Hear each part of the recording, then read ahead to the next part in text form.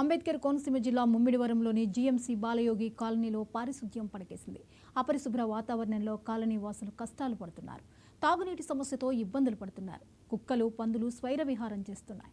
Drainage సౌకర్యం లేకపోవడంతో మురుగునీరు రోడ్లపైకి చేరుతోంది. అధికారులు స్పందించి సమస్య పరిష్కరించాలని కోరుతూ కమిషనర్ రవి వర్మకు వినతిపత్రం సమర్పించారు కాలనీ వాసులు. మిక్సింగ్ 1:2 పెట్టి 1:4 కాదు 1:2 పెట్టి ఓకే. అందరికీ నమస్కారం.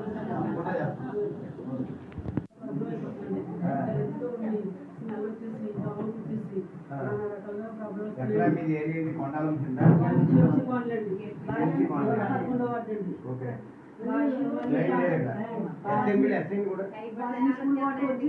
ఒక్కరు చెప్పండి.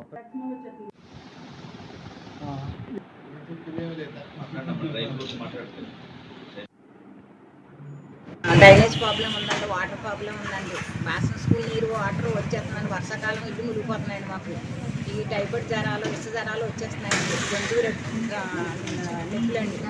దాంతో కూడా చాలా పాటలు పడుతున్నామండి. నాసు కట్టేసి పడిపోయి మా ఇంటికైతే నడుము నొప్పి పెట్టేసి చాలా వరకు మందం కట్టి లేవలేదండి. ఎన్నోసార్లు బండి మీద వస్తుంటే వాటి నుంచి వచ్చి వాళ్ళు చాలామంది పడిపోతున్నారు. చాలామంది కూడా దెబ్బలు తగిలేసేయండి ఆ రోడ్డు మీద. ఎంతమంది ఎన్నోసార్లు కమిషనర్ గారికి, ప్రవీణ్ గారికి కూడా మేము కంప్లైంట్ ఇచ్చామండి. ఆ వాటర్ గురించి ఎవరు పట్టించుకోలేదండి ఇంతవరకు. మేము 20 సంవత్సరాలను పట్టించి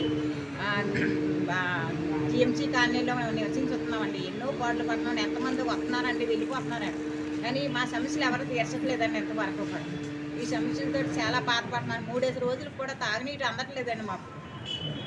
దోమలు కుట్టేసండి, జ్వరాలు వచ్చేసి ఇదివరకు అది పౌడర్ జల్లివారు, పావు కొట్టేవారండి. అటువంటివి కూడా ఏమి చేయట్లేదండి. చాలా ఇబ్బందులు పడిపోతున్నామండి, చాలా బాధపడుతున్నామండి. పిల్లలతో ఉన్నామండి. మేము మా సమస్యలన్నీ తీర్చాలని నగర పంచాయతీ గారికి వచ్చి చెప్పుకుంటున్నామండి. కమిషనర్ గారికి, ప్రవీణ్ గారికి అందరికీ చెప్పుకున్నామండి. ఈ సమస్యలు తీరితే పర్వాలేదండి, లేదంటే మేము కోర్టు వరకు వెళ్ళవలసి వస్తుందండి.